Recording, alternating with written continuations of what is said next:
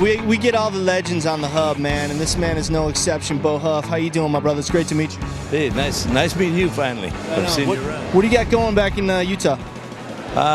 Building custom cars mostly. A lot of traditional hot rods, but right now it seems like customs are taking over again. A lot of white wall, old school custom cars. The hobby's kind of coming around back to that, isn't it? It got kind of modern for a little while, and now it's going back to old school. Thank you, Jesus. Right? Well, that's my style. I really like the old days because that's what turned me on to the whole scene.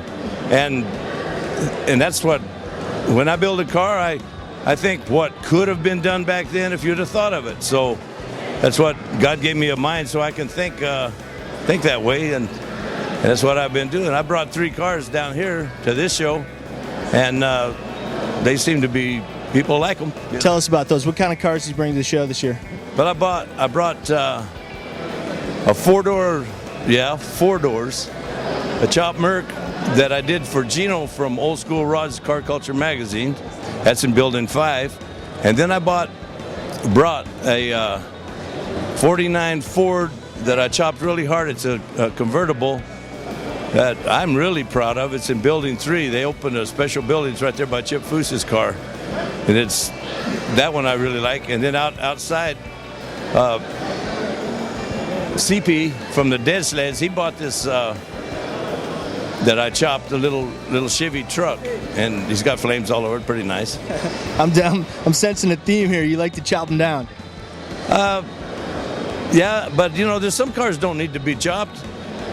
Some cars don't need to be flamed. Everything's different. It just depends on what it tells you to do. There's a 56 Buick parked over there by me that's just lowered and mildly customized that he captured. You know, you can either cut them up into a whole bunch of pieces and put them back together, and they look good. On that particular case, sanitary looks really good, you know? Yeah, in some cases, the manufacturer got it right. Oh, yeah. And you can improve on right. But I personally don't improve on right by trying to make changes that don't need to be there. It's really important to me, the tires and the wheels, and I stay old school. I'm not into the fancy wheels. I'm into the hubcaps and white wall tires. That's why there's menus. Everybody likes different things. Well, that's what's also great about the car world is that, you know, you can be into whatever type of car, but what unites us all is the love of the automobile. Well, I'd shake your hand on that one. Right on, man. There you go. Now, let me ask you in particular, I know that the 50 and 51 Mercs have been really popular to do chop projects on. Is it harder and harder to come by those cars these days? Oh, boy. Yeah, I think that's why a lot of guys are going to 4 doors. At one time, 4 doors was kind of a cutload to customize, but you know what, these days, besides that, you get 2 extra doors, you know? Fit more people in the car, and it's a lot more unique. I don't mind. Some guys are still trying to stay with that other thing. If you go buy a field car Mercury these days, it's like really, really, really expensive. I'm talking, then you got to build the whole thing. That's just for a rusted out roller. If you can find it. You know, the boys have already pretty much grabbed a lot of them up. Well, fortunately, where you live in Utah, it's pretty dry out there, so not quite so many rust issues as maybe those guys on the East Coast. My dad, I used to drag cars in, and he'd say, "Have you had your tetanus shot?" There's still rust out there, but not as bad as like the East Coast. No, we're more like California cars. Bo, tell us about the projects that you have going in your shop right now.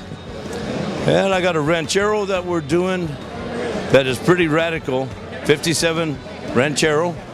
I've got a 51 Mercury that, in my opinion, is the most beautiful Mercury ever. And I can't really say that of that type of car, the way I did it, because man, there's been some beautiful Mercuries, and I'm not trying to take nothing away. I'm just trying to add to it. I've got around 17, 18 projects that are being built right now. And if people want to check it out online, is there a website or something they can go to? I got a Bo Huff MySpace, and I got a website, Bo Huff Custom Store, I think. Yes, or shop. I don't know. How about just Google Bo Huff? You can, if you Google Bo Huff, you can get me, I'm sure. AG's talking about the shows coming up. Tell us about those. Well, one of them, the 21st, 22nd, and 23rd of March, is the 3 days, Trace Days in Phoenix that you got Dick Dale, you got the Blasters, you got Big Sandy, Mad Max and the Wild Ones. You know, Bill Bateman's a good buddy of mine.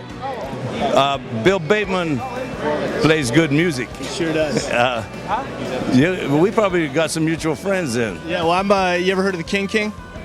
No. It's a club in Hollywood where the Blasters used to play, and Bill Bateman and his Into the Blue Shadows. well, the Blue Shadows was the house band at the King for a long time. Yeah, very cool. Yeah, Jake on guitar and Bill on drums. Yeah, that was a real good outfit. Well, that show's coming up soon. My show's the second weekend of July in East Carbon, Utah, which, believe me, until you experience that, it's biggest rockabilly thing in the state of Utah. And then we have a Route 66 show in towards October or something like that. I don't even remember the date, but it's the Bo Huff third annual Route 66 show that at Nunez Park that rocks. And we have some of the coolest bands we have some real good rockabilly bands. That music goes right with the lifestyle. Also, that rockabilly goes right with the lifestyle. You guys are. Now, wait, I got to ask you a little bit about the Dead Sleds too, and your relation with the Crown Deluxe sunglasses. Well, I bumped into the Dead Sleds a few years back at Viva Las Vegas, which we're in the Suede Palace right now here at the Grand National Roadster Show, and Axel from the Shifters also puts that show on and does a very good job in Vegas at Viva Las Vegas. And I bumped into these guys and we laughed and hooted and carried on. And then after a while, I ended up joining their club. And I swore years ago I would never join a club, but this is a family ordinance. They might look tough, but they're actually family people. And they got a lot of good custom cars. So I've been with them since Ink and Iron. And that's a show here in Long Beach. I'm sure you know about it. So, well, it seems like you guys, introduce you to the leader of, or I don't know if you call him the leader, but it seemed like everybody looks up to CP. Yeah. If CP? Sure. Get CP over here. How you doing, CP? Chris, man, with the Hub. And I know that CP was just telling me that they're going to be up on the Hub, and you guys are just the kind of people we want there because, like I was telling Bo, man, it's all about the love of the car. Yeah, hell yeah, man. It's about driving them low, fat white walls, and having some cool glasses to go along with your car. You know what I mean? Yep. I mean, basically, Bo's been doing it for years, and we're just kind of getting the torch and moving forward with it. You know what I mean? Trying to look cool, 50 style, and that's all we could do. Right? Well, and that's why the Crown Deluxe sunglasses just fits the image of your club so well and the lifestyle. How did you get hooked up with Eddie G and Crown Deluxe? Oh man, he's always at the shows. He's a big part of the scene. Yeah, he's always at the shows, representing, selling his glasses, and he makes a lot of cats look cool. And why not be cool with some Crown glasses? You know what I mean? He's not faking the funk. He's really part of the scene. Yep. Exactly. Just what Eddie G was saying before, man. He's part of the lifestyle. He lives it, and I'm glad to finally be cool enough to be wearing some Crown Deluxes as well.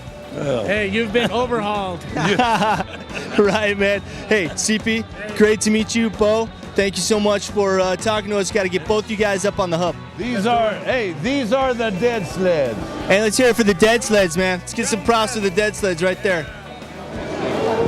Welcome to the Hub, you guys. Hell yeah. Right on. Way cool.